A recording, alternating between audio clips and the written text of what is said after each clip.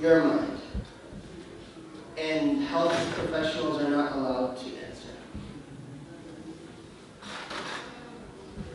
Who thinks that the incident of leaving the stove on was just a one-time thing? Okay. What are some concerns that, part of the story that concern you about the safety of this lady, the elderly lady, and her, risk for harm in the future?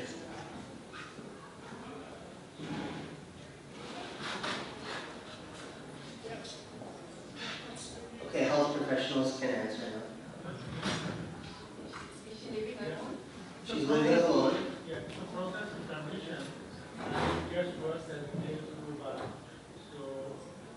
So you're assuming that she might have some kind of progressive, Alzheimer's. Alzheimer's, okay.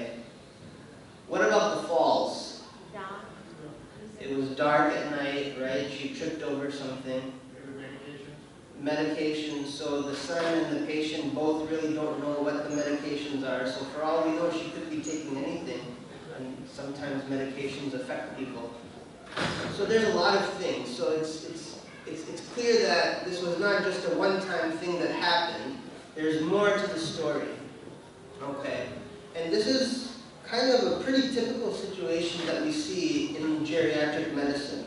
That oftentimes a family member will come in with their elderly parent or their elderly grandparent due to, the parent or the grandparent was, doing okay, managing well, but then a catastrophe happens, like, leaving the stove on or falling or, God forbid, getting seriously ill. And that kind of reveals that maybe they weren't managing as well as we all thought. So, today, we're going to delve into this a little bit more. And you all know this ayah from the Quran. This is a very famous ayah. Allah Ta'ala says, وَقَضَى رَبُّكَ أَلَّا تَعْبُدُوا إِلَّا إِيَّاهُ وَبِالْوَالِدَيْنِ إِحْسَانًا. That Allah Ta'ala, your Lord, decrees that you should worship none but Him and that you should be kind to your parents. إِمَّا يَبْلُغَنَّ عِنْدَكَ الْكِبَرَ أَحَدُهُمَا أَوْ كِلَاهُمَا. If you come across the fact that they reach old age, either one of them or both of them, فَلَا تَقُلْ لَهُمَا أُفٍّ وَلَا تَنْهَرْهُمَا وَقُلْ لَهُمَا قَوْلًا كَرِيمًا. Don't even say the word uff to them, and do not scold them or rebuke them, and speak to them in a gentle manner and in a noble manner. So this is a very famous ayah, and I find that it's very easy to read and understand, but very difficult to apply, especially in the society that we find ourselves today in America. Our ancestors, they came from Muslim majority countries, and the society was very different. Most people lived in a joint family, lots of generations living under the same roof or in close proximity to each other. The grandparents were always seeing their children, always seeing their grandchildren, lots of opportunity for social interaction.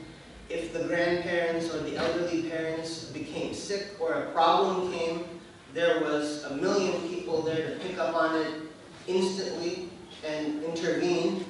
And if they started needing more help, then there was no shortage of people to, help grandma walk, right? Or, help them with bathing or help them with toileting or whatever it may be. But of course, we find ourselves here because of the immigration wave in the late 60s, 70s, and 80s. A lot of people from Muslim countries coming into this country. And if we assume that they may have been in their 20s when they arrived, young and ready to make a living, ready to make a new life, well, now that it's 2020, the majority of them are in their 70s and in their 80s. The elders in our community, the people that founded this community, this masjid. And it's about the time in which they're starting to develop health problems. here, most of us are the children or the grandchildren of that generation. And we find ourselves now starting to take up a new role of helping our parents more than before. And this is a very unique situation. This is unprecedented in the history of our family, if you think about it. Because all of our ancestors were products of a less modern society. That included the joint family and all the stuff that I just talked about before. So literally, we are the first generation in the history of our family that have to take care of our parents and our grandparents without the benefit of the social structures that existed in the Muslim lands, the family structure, etc. So this is a very new situation to us. A lot of times, adult children live in different states. They don't get to see their parents that often. Sometimes the parents or grandparents actually live in the Muslim lands and they commute every few months. That's a very common arrangement. You know, adult children and grandchildren are off to college. And plus, life expectancy has also increased. So our elderly have more medical problems than they did before due to the advancements of medical care. So it's all very, very different, okay? Now, you know, ever since Muslims have been here, when they face difficult situations and different situations, they usually turn to the Muslim community for guidance and for resources.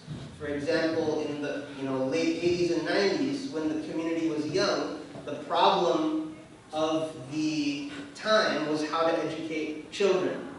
There was no such things as Islamic schools, there was no such things as MSAs, but the community recognized a need at the time and came together and slowly by slowly started making these new social institutions to replace the old social institutions in the Muslim lands. And now we have, mashallah, Islamic schools, we have youth directors, right? So I propose that the new need of the time that we live in is senior care.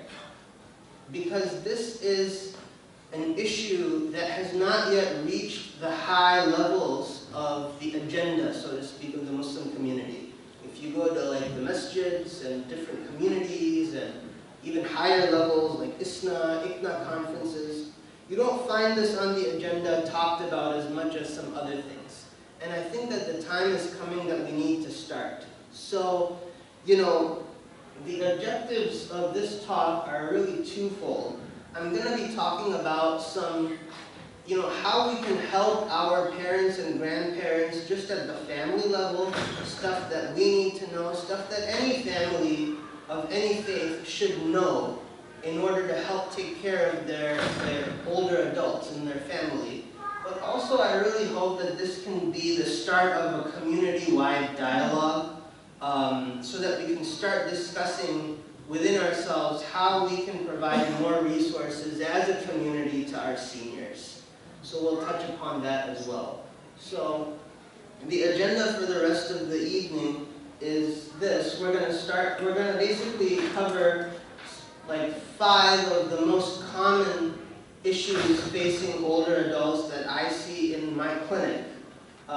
These are all medical issues, kind of bordering on social issues as well.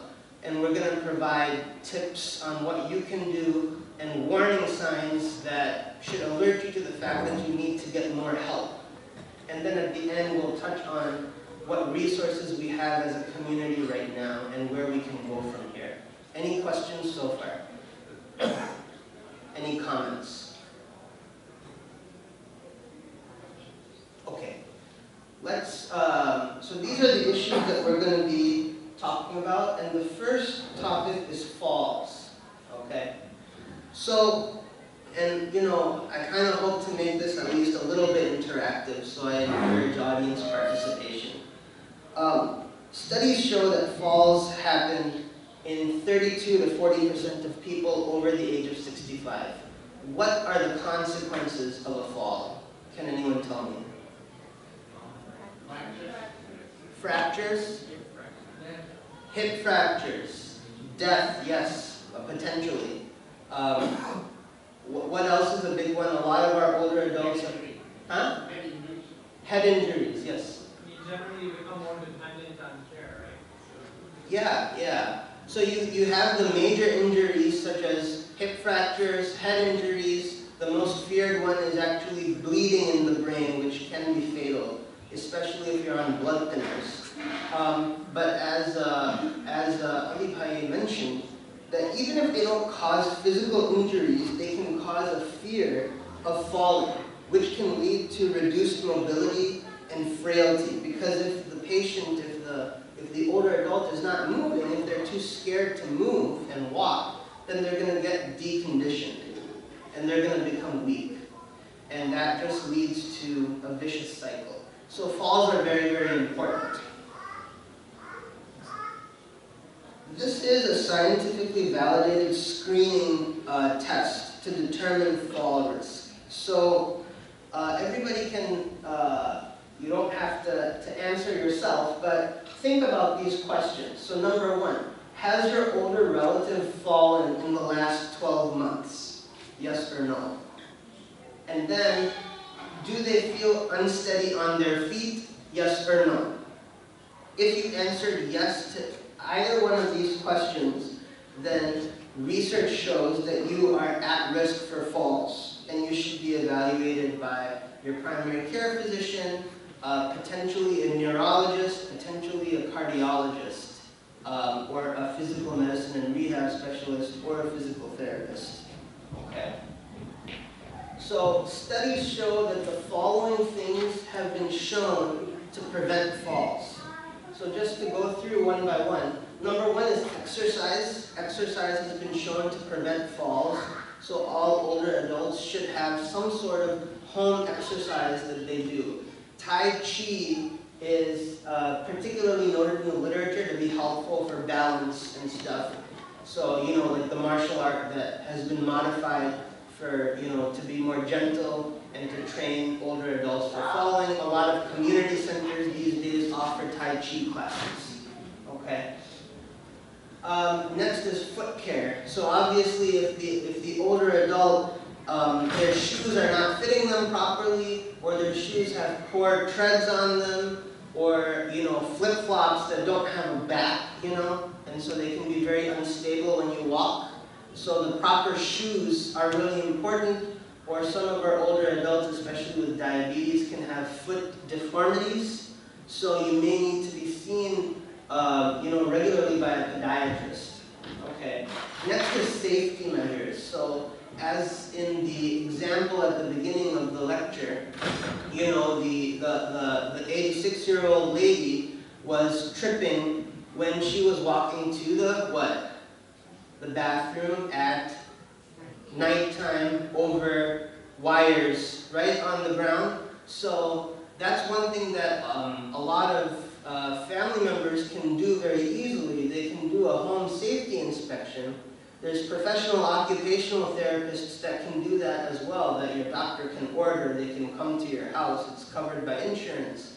But you can also do somewhat of it yourself. Just look around. Are there things in the way that can be a trip hazard? Carpets are a big one because, you know, the edges of the carpet get curled and people trip on them. You know, room lighting is a big thing. So if our older adults, a lot of them need to walk to the restroom at night because they need to use the restroom at night. Is it well lit? Do they need a night light maybe just to illuminate the way to the restroom? Installing grab bars. So you can find these at Home Depot or Lowe's. You can install grab bars in the shower and in the restroom and the toilet.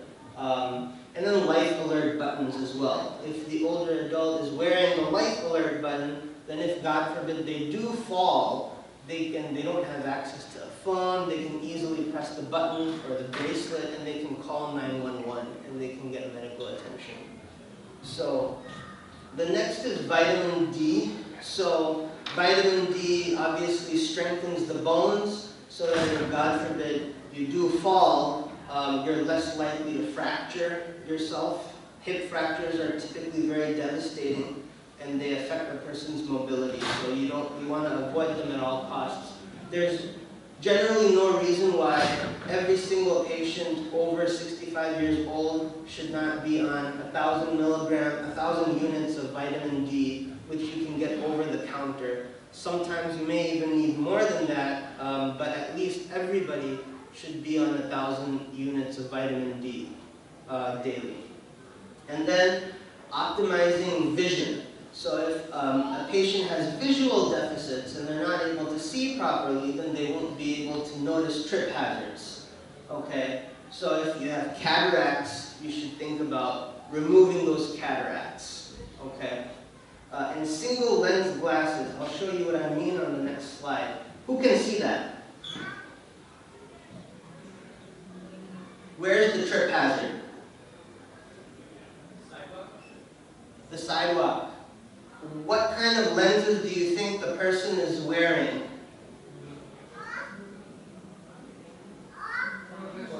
Bifocals, right? So a lot of our older adults wear bifocals, and what happens is they can't see the trip hazard at the bottom, the sidewalk, you see.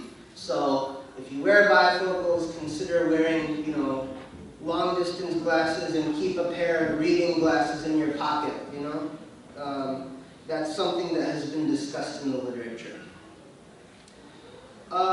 Questions on falls? We'll move to the next topic. The next topic is polypharmacy, okay?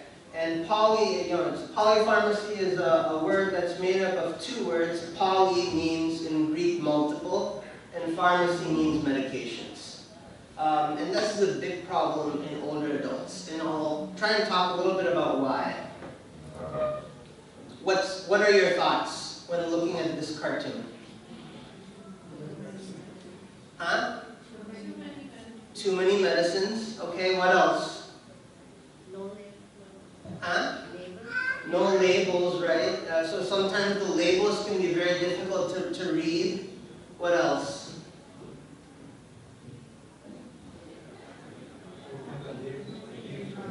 The lids, exactly. So if you have arthritis, then how are you going to be able to open those lids? It's very difficult. Or if you had a stroke, right, your arm is, it's difficult for you to move, fine motor skills, and language, right? So you have to read those labels, and it's very difficult. It can be difficult. Older adults are more sensitive to medication changes and drug-drug interactions than younger patients. People with memory and cognitive impairment are at risk of accidental drug overdoses or underdoses. So for instance, if a patient has difficulty with memory, they'll take a medicine and they'll forget that they've already taken it earlier, or they won't take a medicine because they thought that they already took it. And if it's a chronic medication that they need to maintain, control their disease process, then it can be problematic. Here's another thing. Who do you think prescribed all of these medications? I'm sorry? The PCP, the primary care doctor. That's how things used to be back in the day, right? But these days, that's not the case anymore. These days, medicine has advanced, so much that we have specialists, and older adults may need to be seeing multiple specialists. The cardiologist, the neurologist, the nephrologist, the endocrinologist, the surgeon, plus the primary care doctor. And theoretically, the primary care doctor is supposed to be coordinating all of this, but modern medicine and the modern healthcare system is a complete mess. Electronic medical records, right? So each provider may not be able to see what the other provider is doing. So all they can do is rely on the patient's account of what my cardiologist put me on this medication, right? But there's no way for the doctor to know what was the cardiologist thinking, right? Because they may not have access to his notes or her notes. So this mess happens, right? So it's very common, actually, for this to happen. And, you know, older adults tend to, it's really difficult to navigate the health system. It's really difficult to advocate for yourself, especially when while you're suffering with chronic diseases. You know, I can't tell you how many times a patient comes into my clinic for the first time, and I ask them, okay, you know, good morning, ma'am, or good morning, sir. What brings you in today? I don't know. My doctor told me to come to you. I mean, generally I know because I can look at the doctor's note and see why they sent them to me. But the fact that the patient doesn't know is a problem because it means that they have difficulty navigating the healthcare system. They're vulnerable to errors, right?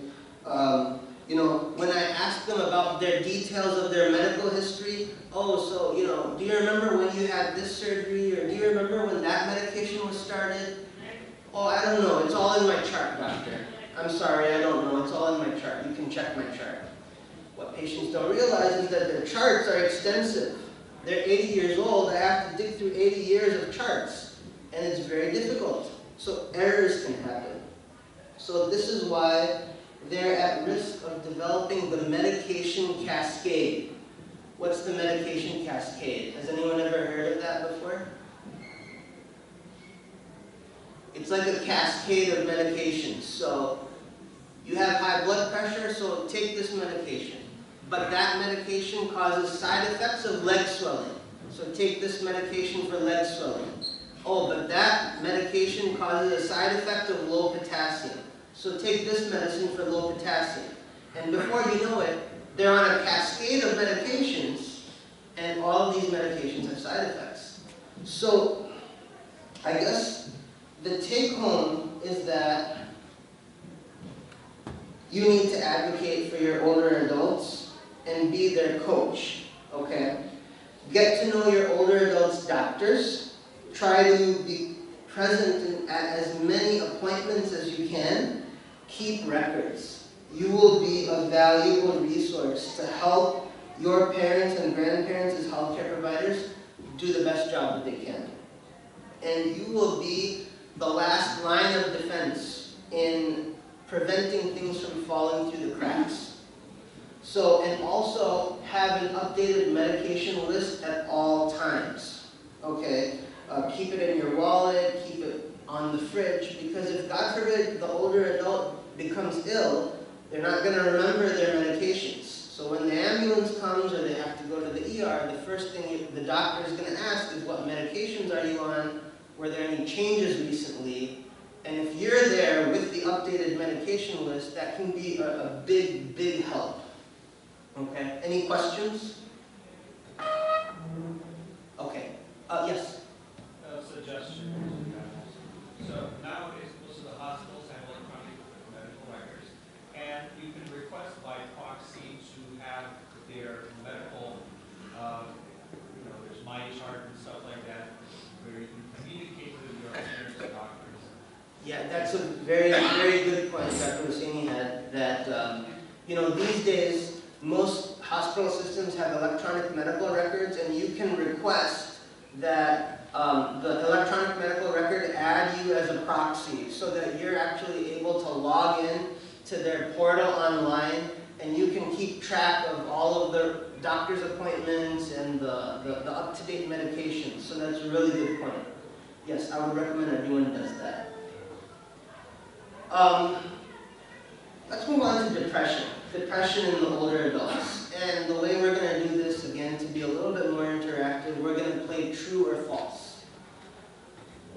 So, by show of hands, who thinks true or false? Depression is a normal part of aging. Who says true?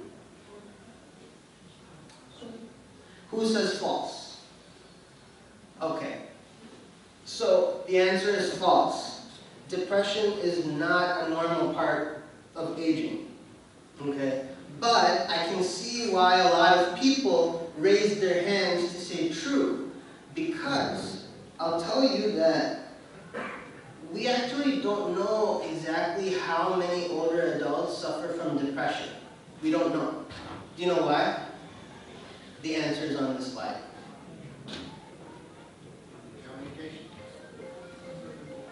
depression is an underreported disease and it's undertreated. Okay? Not everybody that has depression, probably the amount of people that report that they have depression and that are treated for it is very low.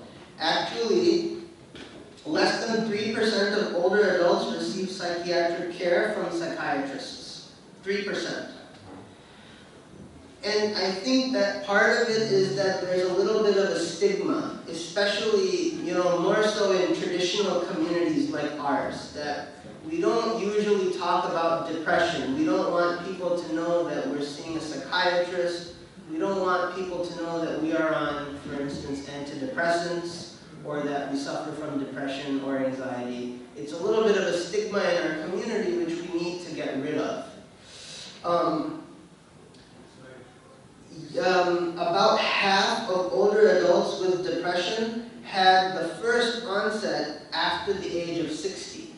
So just because you've never had depression all of your life, it doesn't mean that you can't develop depression. It is almost half of the older adults, the first episode of depression that they have is when they reach older age.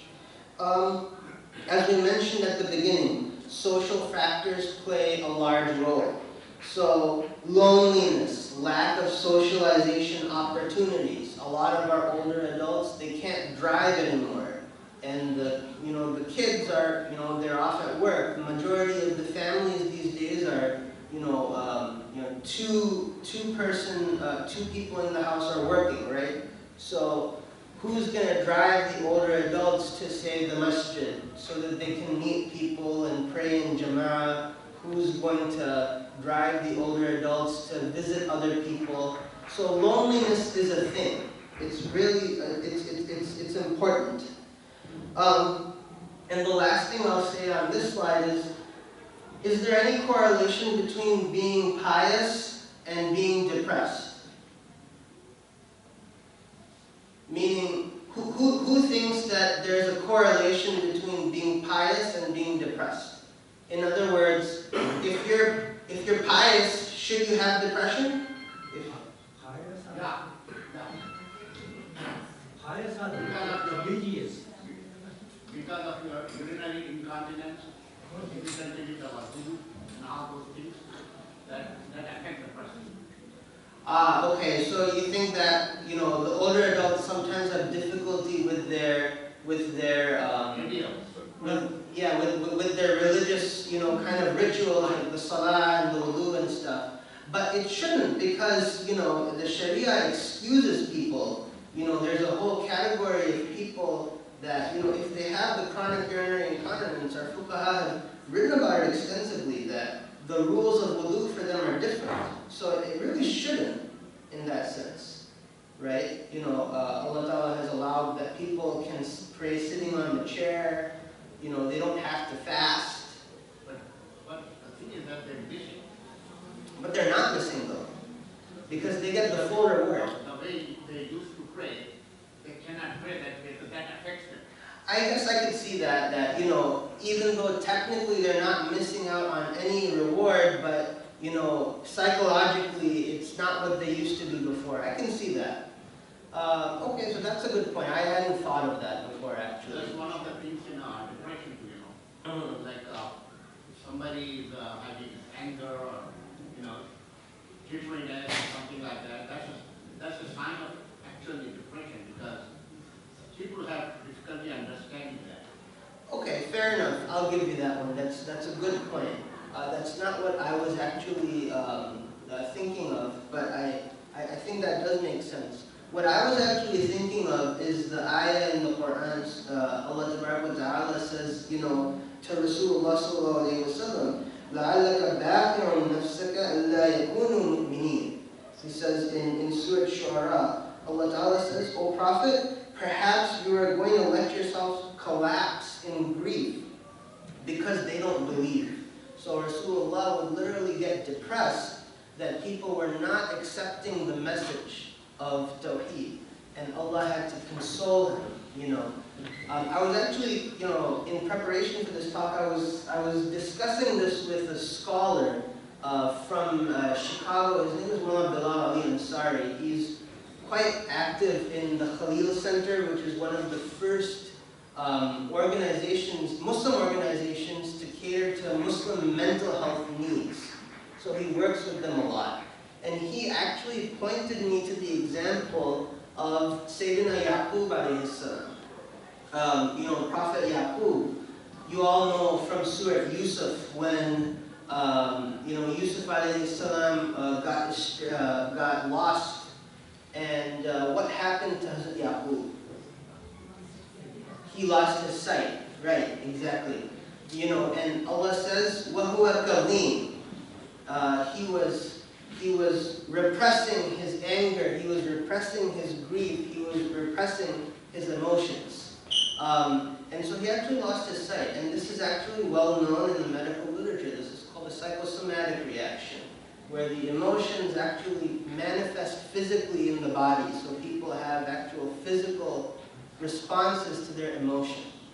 So the take-home point is that, even the iman of the prophets did not preclude them to depression. So if a person gets depressed, it doesn't mean that, I should be able to handle this. If I was more pious, then I wouldn't get depressed. If I had more trust in Allah, then this would not happen to me. One really shouldn't think that. And Allah Ta'ala knows best. Let's move on to the next question. True or false? The most common sign of depression is feeling sad. Who says true?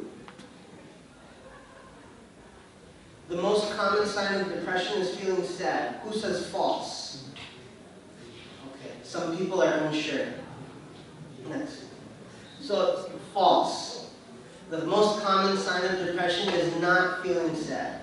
And I guess the take-home point is that there's a big difference when we talk about clinical depression and when we say depression in everyday speech. Okay? So, generally when most of us say the word depression, what we mean is a particular temporary emotion. For example, the boy got a bad grade on his test today, so he's depressed in the evening. Right? I'm happy one day, I'm sad the other. I'm hungry, I'm full. Oh, I'm depressed today. I'm feeling a little depressed. So this is what we mean as a temporary emotion. Okay? But when I say depression, when we say depression in the clinical context, we mean something very different. We're talking about a medical disease that actually you can measure biologically. So the chemicals in the brain, the serotonin, the norepinephrine, the dopamine, these have all been studied scientifically. So it may not actually present with feeling sad. These are some warning signs of depression. The patient has decreased energy or decreased concentration or lack of interest in activities. They don't like to do the things that they used to do before. They have weight loss, they have weight gain, because why? They're compensating their emotions by eating too much or not eating enough. They have sleep disturbances, fatigue, reluctance to socialize, depressed mood, feelings of guilt. These are all reasons to see your doctor, see a psychiatrist, and just be evaluated.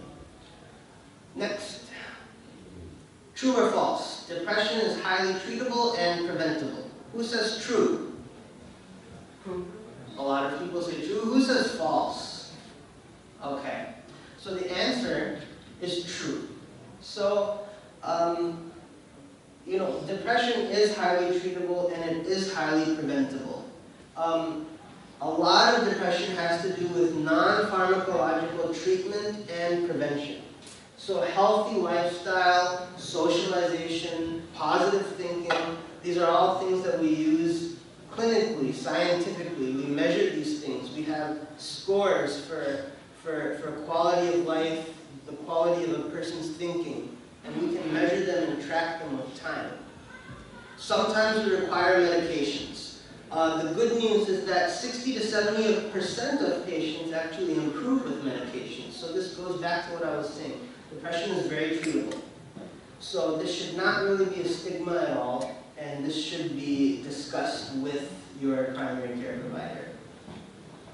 Any questions on depression? Let's move on to the next topic, dementia. Okay. I will quickly discuss dementia and Alzheimer's with... Depression is only aged person or any? No, younger people can have depression as well. Very, very common. It's just that since this is a talk for the older adults, and I'm talking about depression in the older adults, but yeah, of course, depression in the younger people can happen very frequently. Yeah. And the same thing applies, very treatable, very preventable. So yeah, dementia. Now, you know, our intellect and our ability to think and remember, it's really a sign from Allah Ta'ala. In this age, I feel like we glorify intellect quite a bit. Everyone's really focused on what score their children are getting, what college their children are going to, and we're really, really obsessed about intellect. That's not necessarily a bad thing, it is what it is. But sometimes it's easy to forget that Allah Ta'ala says, "Alam al-insana ma lam ya'lam," that we taught man what he knows not. And Allah taught us everything that we don't know, and to him we return. As I said in the beginning, I'm doing my fellowship at the University of Michigan, and so for that reason, a lot of retired professors and researchers actually live in Ann Arbor. So we see them, we treat them, and we care for them. And many of them, I tell you that, you know, they develop dementia, and after they leave the clinic, you can actually Google them, and you see what they've researched, you see what they've written, all the brilliant things that they've done, you know, all of the breakthroughs and awards and Nobel Prizes, and then you see where their intellect has come now, and it really makes you reflect about, you know, the fact that Allah Ta'ala really is in control of everything, and it's really humbling. But in any case, so dementia is a term that we frequently use to describe decline in cognition. Alzheimer's disease is one type of dementia. There are others, but they all present very, very similarly. And also, I want to emphasize that it's not just memory. It includes cognition as a whole. So you have to remember that our mind performs several functions, of which memory is only one. Our mind is responsible for producing language, from problem solving, attention, decision making, abstract thinking, our ability to think abstractly, and also memory as well. But the point is that dementia can affect any and all of these domains. So for example, a patient that has dementia indeed might actually appear to you to be very normal. And you might say, well, this person has dementia, their memory is as sharp as a whistle, they remember everything. But then, when you delve in a little and you test them and you challenge them, you find that they have very poor insight into when it comes to, for instance, recognizing unsafe situations or thinking abstractly. So it's not just memory. The next point to realize is that cognition affects function. So all of the degeneration in their ability to think and reason, it affects their function. They're not able to function as they once did, and that is really the main highlight of dementia, functional deficit. For example, managing their finances, taking their medications on time, cooking. These are all things that we function as. And if dementia becomes advanced, even very simple tasks can become very, very difficult. For instance, something as simple as getting dressed in the morning. It's something that all of us really take for granted. But what we don't recognize is that the brain has to jump through leaps and hurdles in order to do it. Our brain has to remember where the closet is, how to open it, where are our shirts kept, where are our pants kept, where do the dirty clothes go, how do you unhook the clothes from the hanger, how do you buckle the belt. The whole process is more complex than you realize. So, when you're caring for a patient with dementia, you never say, what do you want to wear? You simplify the process for them as much as you can. You give them options. Okay, do you want to wear the black shirt or the yellow shirt? That way their brain doesn't get overloaded, and yet they still have some autonomy, some decision making, and some independence, but you're simplifying things for them. So you really have to keep this in mind, the connection to function. And this is why, patience is such a big deal in our religion, and this is why, caring for parents has such a high reward, because it requires a lot of patience, and things get worse as time goes on usually. This is a progressive disease. When we're rearing children, the exact same things happen. You have to change their diaper, you have to teach them to walk, you have to protect them from falls, you have to protect them from unsafe situations, but the parents, they deal with it happily because they know that there's a bright future ahead, right? And the child is going to grow up, and there's things to look forward to, but that's not the case with dementia. The thing is happening in reverse. The next thing you know, they're losing their memory, they can't wear their clothes, they can't walk, they can't toilet themselves. It's a downward slope. So that's why it takes a lot of patience. Okay. The other misconception, the last misconception, is something called age-related memory loss. So, is there such a thing as age-related memory loss? Not really, right? There's no such thing. So just as depression is not a normal part of aging, so too dementia or age-related memory loss, it's not a thing. So if you notice, next slide. These are some warning signs that if your older family may be developing, you should have them evaluated further. Poor grooming, poor hygiene, soiled clothing, spoiled food in the fridge, little nutritious food, diminished driving skills, accidents, near misses, all of these things, as you can see. And you'll notice that there's a lot of overlap with depression. So a lot of these things can happen with depression as well. So sometimes it actually takes a very astute clinician to differentiate between dementia and depression. So just keep that in mind. Any questions on dementia? Yes? Is there any correlation between IQ and dementia? So a person's previous baseline education, and I don't know if there's any particular correlation per se, but we do know that higher education is protective of dementia or developing Alzheimer's in the future.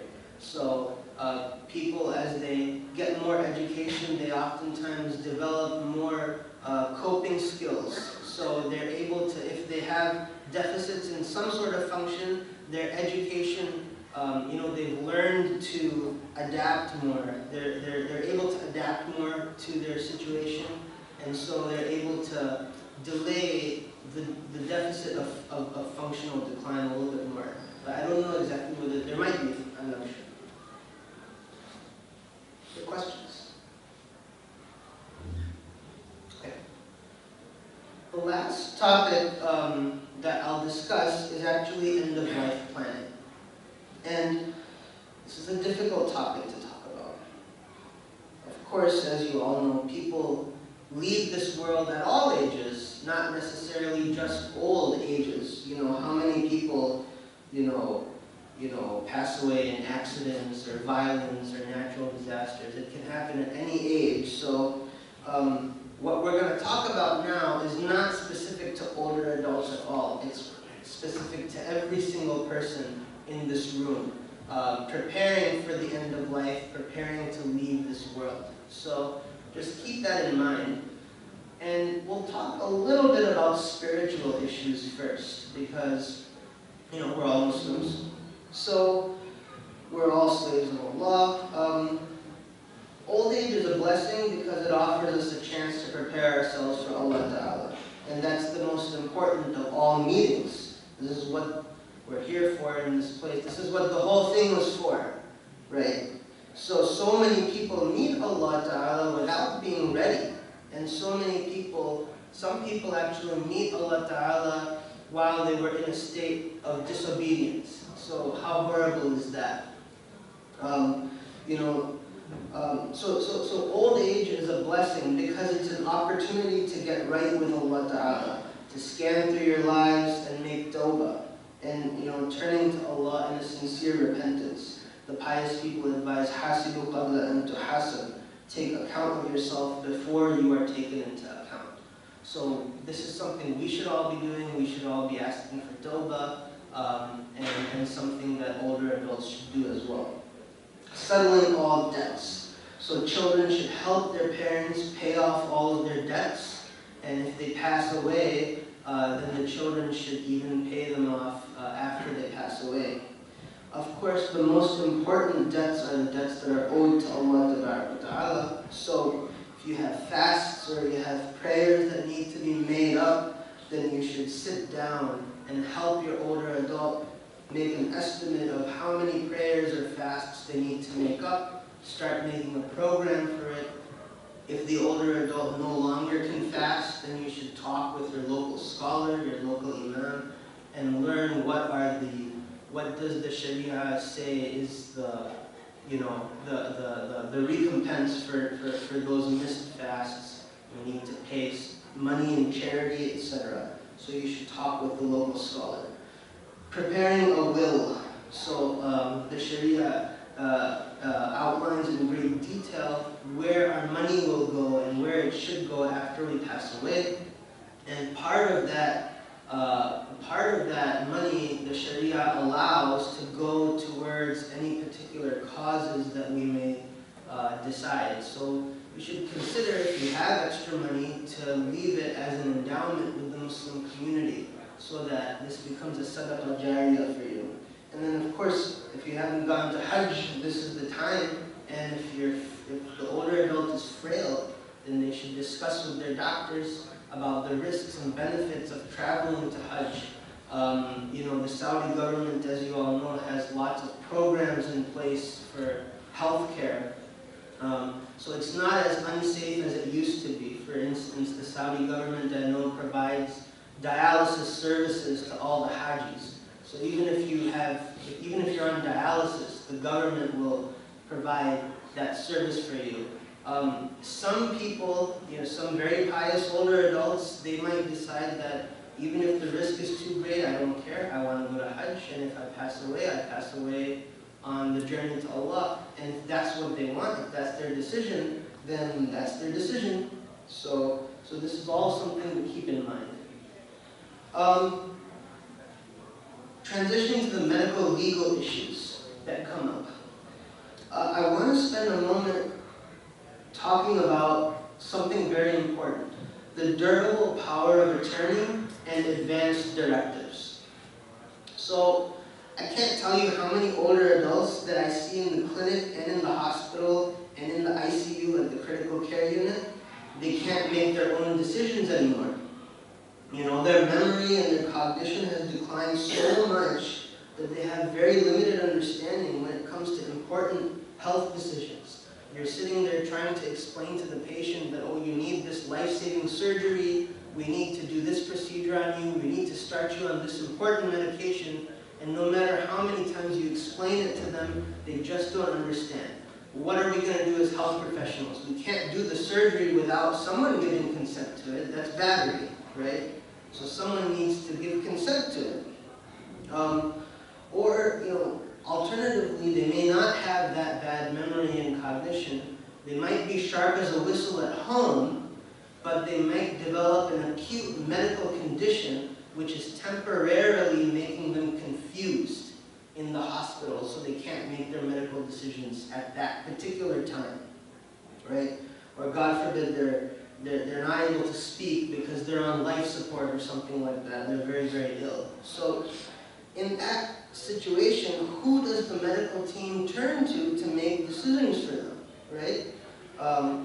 Or for instance, even in a less scary scenario, who manages their money? Even if they're healthy, they're able to live at home, but they may not be able to, manage their money anymore, manage their social security checks. So who's going to do all that? Now, you might say, well, of course, the family will do it. We're all good kids, we're all good grandchildren, we'll take care of in an honorable manner our parents' finances, right? I wish it was that straightforward, because even though that sounds good in ideal world, it just doesn't work. We have a lot of problems like that in the healthcare arena. Sometimes family members disagree. One family member wants the procedure, the other one doesn't. And they're fighting in front of you, and you're just like, who do I listen to? Who should we listen to? The spouse or the adult child or the grandchild? They all care about their grandparents, right? Some family members may not know what their loved one would have wanted. A lot of people don't want aggressive measures and aggressive medical treatment to prolong their life. A lot of people just want to be allowed to pass away peacefully and meet Allah Ta'ala. So who makes these complicated and stressful decisions? Wouldn't it be nice if the patient himself or herself could have appointed somebody while they were still healthy that they trusted, and they could say, hey, if I become too sick, I want this person to make medical decisions for me, right? What if they made it clear when they were healthy what extent of treatment they wanted, what their values were, what kind of treatments they would be okay with, what kind of treatments they would not want in any situation. So it just so happens that the law actually allows for this. That's what the durable power of attorney is. Okay? The durable power of attorney, or DPOA for short, is a legal document that the person fills out while they're healthy, and it appoints somebody to be their decision maker and their advocate if they in the future become incapacitated. The document is short. It's like 2 pages. It's really easy to fill out. And you don't even have to see a lawyer. You can if you want, but it can be done at your doctor's office. You just fill it out, and your decision maker fills it out saying that I accept this role, and I think you need like 2 witnesses usually. But then you fill it out, and the doctor puts it in your medical record. So anytime someone opens your electronic chart, they can see that this person is the DPOA. And it really helps because the hospital knows clearly that, okay, this is the DPOA, this is the person that I go to. A lot of times, DPOA forms are actually accompanied by another form called the advanced directives. So the advanced directives, it's usually a list of questions that the person fills out that explains what their values are with regards to treatment and what kind of things they're interested in, and how they want to pass away, and what kind of things they want done for them or not done for them. So I can't stress how important it is for everyone to have one of these forms filled out. In some cases, I've seen that an older adult didn't have this form filled out, so their family actually had to go to court to apply for guardianship. And weeks of hassle, weeks of red tape, weeks of paperwork. So having this form saves you a lot of trouble in an already stressful situation. You can easily find blank forms online, or you can talk to your doctor's office. It's very easy to do. So I encourage every family member to have their older adults fill out this form and have a conversation with your older adults about advanced directives. Ask them. Ask your grandparent or ask your parent. If your heart ever stops working, do you want to be resuscitated? Do you want to have CPR? Do you want your chest pounded on? Do you want to be have a tube down your throat and be connected to life support? Do you want to have a feeding tube placed in you if you're not able to eat anymore? And if you have this conversation earlier, it's a very difficult conversation to have, but if you have it, if you bite the bullet and just have it, then later down the line, God forbid, if that scary situation presents itself, you can think back to that conversation that you had. And it helps the family feel a little bit less guilty that, okay, whatever's happening, at least it's happening according to my parent or my grandparents' wishes. At least we talked about it before. So, of course, it's a very difficult conversation to have and not something that anyone likes talking about. So that's why I like these websites. There's the conversationproject.org, and that's kind of like a national website that provides resources. They have like a toolkit that helps you have this conversation. And then the other one, the FYI.org, this is actually a Muslim-run organization. All of the team members are Muslims, local, medical specialists and social workers. Some of them are even from the Detroit area. I don't know if you guys know Amal Kilawi, one of the social workers in the area. She's part of this. And they have similar documents. So I encourage you to look at these websites. Any questions? Can you change the advanced directive anytime? Yes, you can. The question is, can you change the advanced directive at any time? And yes, of course you can. Just go to your doctor's office and fill out another form, and they'll upload the new form into the medical record. Other questions? So, just wrapping up a little bit, I wanted to discuss the IAGD Senior Committee. Is Dr. Sabiha Umar here actually? She's not here. She said that she may or may not be able to make it. But anyway, so I wanted to put a plug in for the IAGD Seniors Committee, and this is organized by one of the local community members, Dr. Sabiha Umar.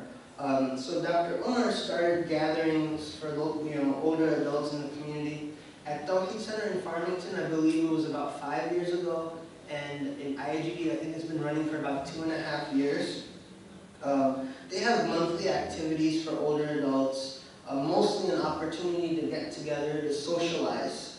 We learned when we were talking about depression that it's a huge part of mental health, socialization. I think they go on a couple of trips every year. They have picnics. There's also the IAGD Walking Club that is a subset of this committee, I believe, which I think they meet every single week. It's a great resource here at our masjid. And I was speaking to Dr. Umar in preparation for this presentation, and she was telling me that it's actually quite underutilized. Attendance is not very high on most months. It's unclear why.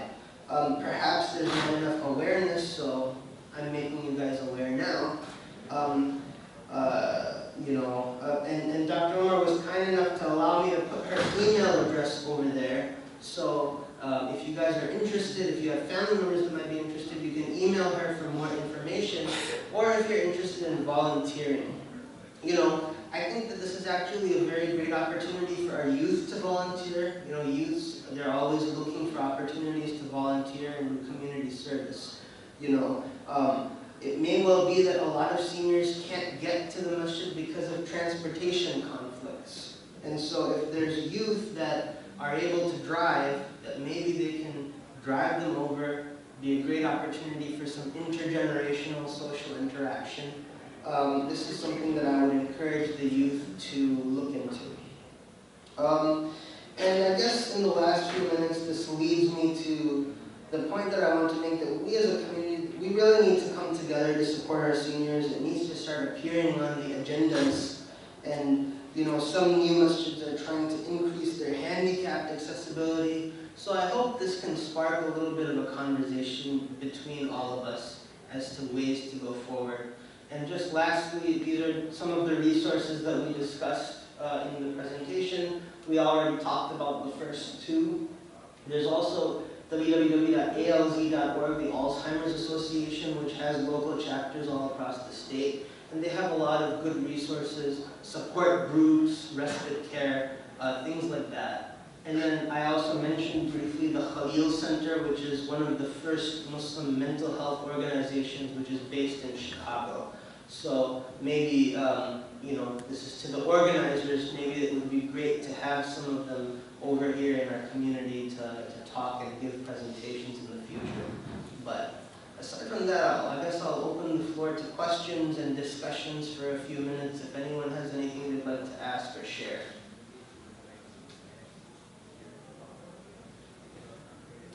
say Khalil Center has multiple locations and they do online counseling as well. They have multiple locations and they also offer online counseling, the Khalil Center. So it's a very valuable resource. How much help do you get from the state?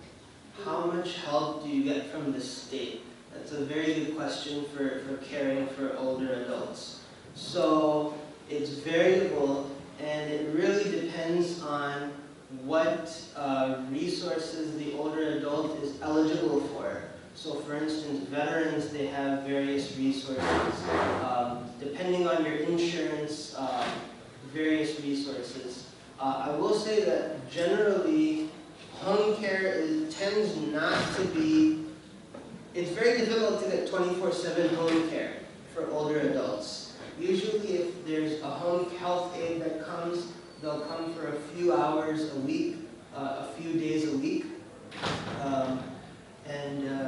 The social workers, if in the hospital or in the healthcare system, if you're able to connect with a social worker, they're kind of the experts in that arena of what kind of help is available. A lot of the times, unfortunately, you do have to resort to private pay, which can be expensive. Sometimes you have to pay up to $20 an hour. Unfortunately, the healthcare system in the United States is not geared towards aggressive home care. They'll pay, they'll pay for nursing home care before they'll pay for aggressive home care, and that's a flaw in the system. So that's why when the system fails us, then we as a community need to get together.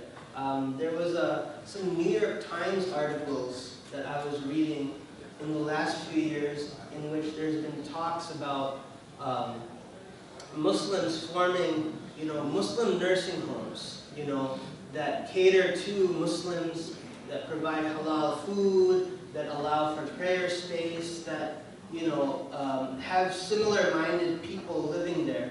Because if a Muslim older adult has to end up at a nursing home, they're going to be very lonely.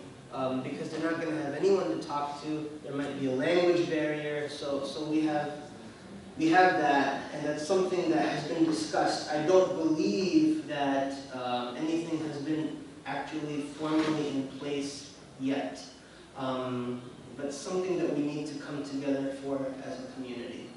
Yes. I'm sorry, I'm not sure if you touched this, but most of the seniors, elderly people who have a lot of gait problems, and also to help ensure safety at home for fall prevention and maybe having grab rails in the bathroom and stuff like that. Would you mind elaborating and touching on that? Yeah. I think we touched a little bit on some of the previous slides. If you want to, can you go back to that slide? We were talking about falls and some of the simple things that we can do here. If you guys want to take a picture of this slide that we just passed. So yeah, and professionals can do this as well. Occupational therapists, they can come to your house and evaluate it. It's often covered by health insurances. But even just common things like look at the carpets. Make sure that there's no rugs that are twisted, the edges are twisted and can be a trip hazard. Tape them down with carpet tape. Make sure that there's no cables lying around. You can get grab bars from Lowe's and Home Depot, and consider room lights as well. Make sure everything is well lit. Make sure that there's night lights so that everything is very well illuminated. And then light alert buttons you can get as well. Important. And another thing, thank you very much. Another thing is, which is a very sensitive topic for a lot of the seniors who have lived all their life here, is driving, their safety regarding road behavior, etc. Is there a stipulated program in Michigan on renewal or license for seniors, or something that they have to go through before they get their license renewed after a certain age? I don't believe that there is a routine program in which seniors have to go through at a certain age as a routine thing, but if someone has a concern that the senior is is not safe to drive, then anybody, typically it's a healthcare professional, but it can be anybody. They can submit a form to the state, the Secretary of State. I don't remember what the form is called. Do you remember? Okay. I have another geriatrician in the room. There's a form that you can send to the state alerting that you are concerned, and the state will further evaluate. And if there is that concern, then your doctor can actually refer you to a driving test. So you can go to the driving test. It usually has two components, a written component and a road test. And it's usually administered by occupational therapists. And so, the therapist will formally and objectively evaluate the senior's driving, and they'll write a report to the state and to the healthcare professional. So that can be an objective way of doing things. But yeah, I agree. Driving among seniors is one of the most sensitive topics. Just last week, I had a patient that came to my clinic, and I asked him, "So, ma'am, what brought you in today?" And she said, "Yeah, I want you to reinstate my driver's license because the Secretary of State had not renewed it." So it can be very, very stressful. So. What can be done in the masjid to make it more, conducive for the elders to come? What can we do in our new construction or whatever is going on? What can we do in our new construction to make it more conducive to the elders? That's a very good question. So, interestingly, there's actually a whole field of architecture. I don't know this, but there's a whole field of architecture called geriatric architecture. So they study how to build buildings so that things are, older adult friendly. So they look at things like, for instance, so this, see the contrast over here? So people that have difficulty with vision, it's easy for them to see that, there's a wall over here because of that contrast. So, and they study things like lighting, and they study things like, these things which maybe most of us may take for granted, and we don't really think about them, but, architecture really does, it's an interesting field. But aside from, handicap accessibility in the restrooms, grab bars in the bathrooms, ramps, the parking lot. So sometimes I go to masjids and the parking lots are not well lit, especially in the winter when there's all that ice on the ground. So the nice thing about our masjid is that you can drop, the handicapped people off right over here. And so that's a really good thing, but not all masjids have that. But then I think, just to reiterate, the biggest barrier for older adults coming to the masjid really is transportation. Especially when the masjid is farther away. Who's going to drive them? People come back from work, they're tired, and it's difficult to drive your older adult to the masjid. So I think transportation is a very big thing. So if there was a way that maybe the community could come together and have like a van or something that maybe once a week could bring people if you sign up before, something like that. I don't know. I think that's an important direction to go in. Also, just something that came to mind about resources. Sorry to go on a tangent to the previous question, but there was a question of what kind of resources are available to seniors. We talked about home care, we talked about nursing homes, but actually it comes to mind that a lot of community resources are actually available. So there's something called adult daycare. I don't know if you've heard of it, but it's basically exactly as it sounds, adult daycare. So for older adults that are living at home with their families, but the families have to go to work during the day, and they come back in the evenings, there are things called adult daycares in which you could actually drop off the older adult in the morning, and they have activities there, they provide meals, probably not halal meals, but they have activities, they can socialize, and then the family members pick them up after work and take them back. So that's a resource that potentially is something that we should look into in our community. And you can speak with the city government to get connected with these resources, but that's really helpful for some people.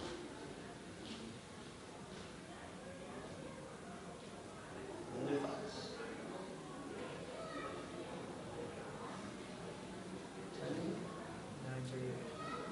So I think we'll close, inshallah, and then I'll be available for a few more minutes for questions. And how's that thing?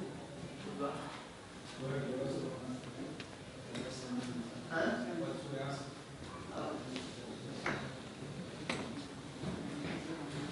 بسم الله الرحمن الرحيم ولا أصدق الإنسان في خسر الذين آمنوا وعملوا الصالحات وتواصوا بالحق وتواصوا بالصبر سبحان ربك رب العزة عما يصفون وسلام على المرسلين والحمد لله